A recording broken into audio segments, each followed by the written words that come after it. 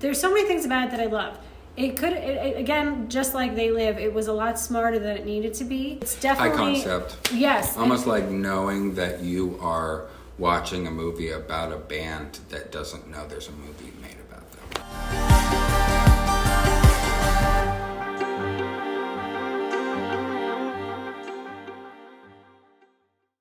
Josie and the Pussycats. Yes.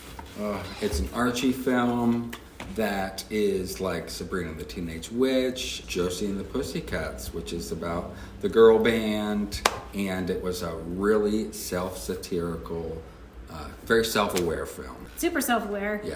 I think if you want to talk about a time capsule of an era, this film is like really perfect for 2001. It came out in 2001. Can you believe? Yes. The cast alone, you had the it girl of the era, which was Rachel Lee Cook. You had Tara Reid. Hot people of the era. Yes. One of my first introductions to Rosario Dawson. Oh, yeah. And then you had... Seth Green.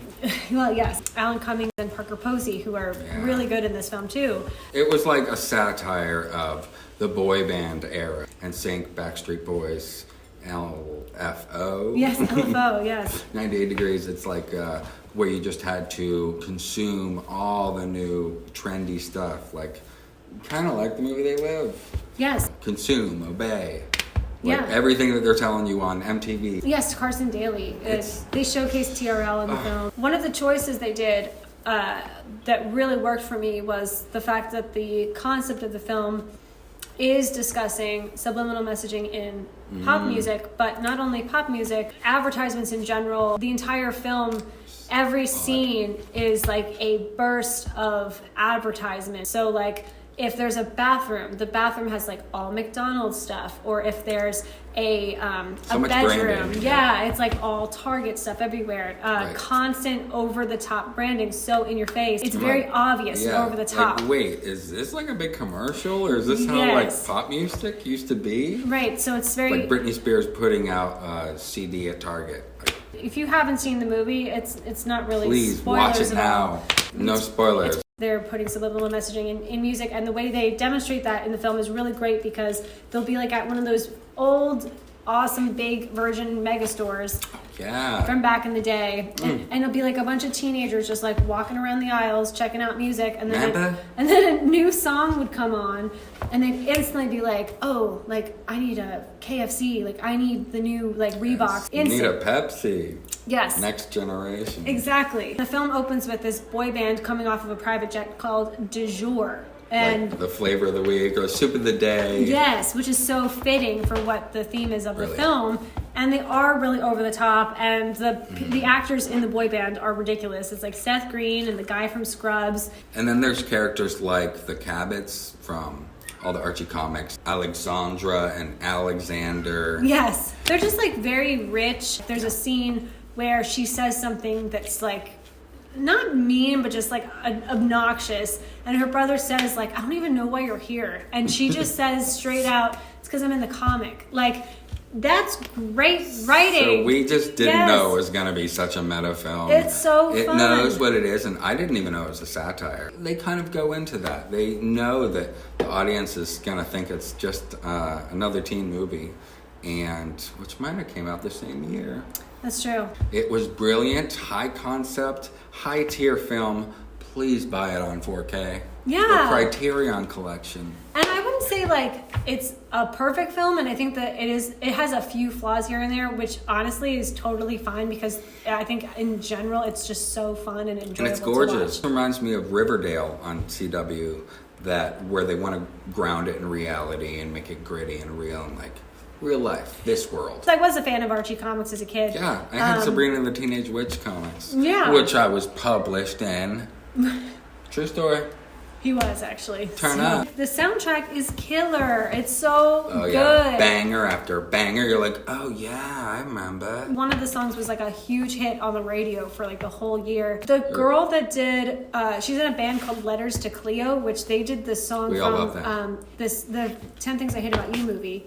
They did that song, which was a cover. It was I Want You to Want Me. That song. Yeah. So she covered that song with her band Letters to Cleo in that movie, but then she was brought in to do all of the songs for Josie and the Pussycats, and it's Amazing. really, really good. Like, the soundtrack alone, like, please buy it on CD.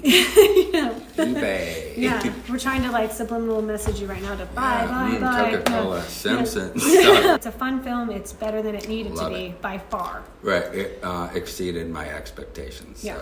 So glad you showed that to me. Thank you. You're welcome.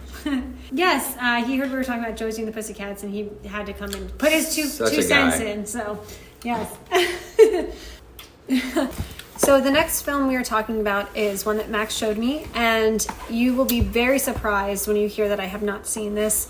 And there's a reason, but it is one of the most loved films of all time. It was shocking to audiences when it first came out. And it's a little movie called The Sixth Sense.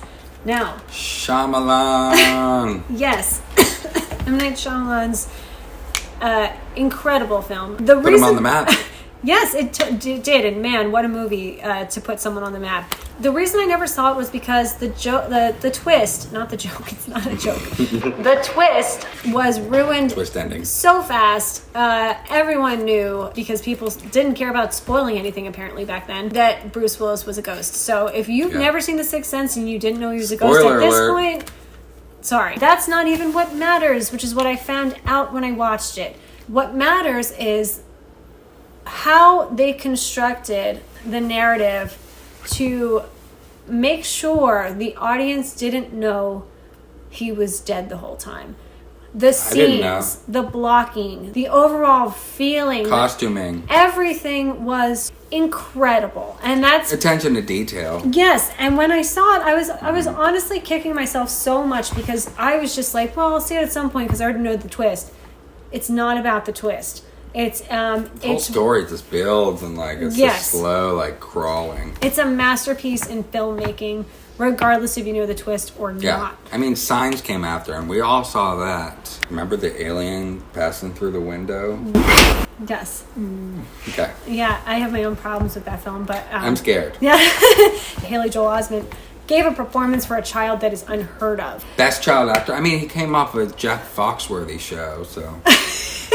I mean, he's shown.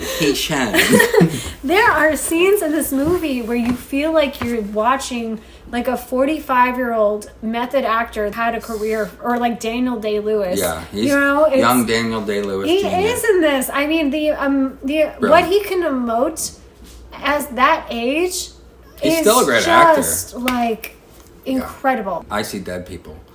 That's all you have to say, and instantly you know what the film is. And his performance is just like haunting. Yes, if you know the twist, you know that they're really going to show scenes with Bruce Willis and him by themselves. But even when they don't, it's just so smart. But there's this scene where Bruce Willis is trying to get Haley Joel Osment to trust him. And I love this scene so much because Haley Joel Osment does not do a one-dimensional character. You can see how there's so much inner turmoil going on inside his head, and it's like he was acting for years. He's better than Bruce Willis sometimes. Yeah.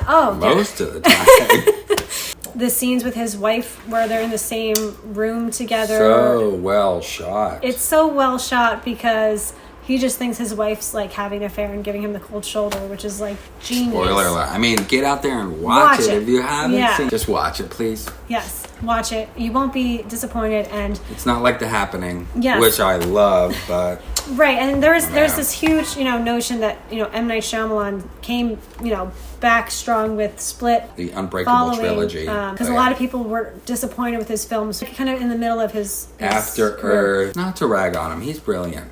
Right. But they were too early in calling him the next Spielberg. With a guy that's coming up with such amazing ideas as a writer, I'm not upset that he had a few flops. Right, and those were adaptations anyways, so that's kind of how it feels like. He's got to make his own Shyamalama ding-dong thing. Right, yeah. And if you haven't seen Split, I also highly recommend that one, because that was wow, he James McAvoy killed it, yeah. So Zaddy nailed it out of the park, so... Watch it. I'm an idiot for waiting so long to watch it. Don't be an idiot like me. You can't get them all in. Yes.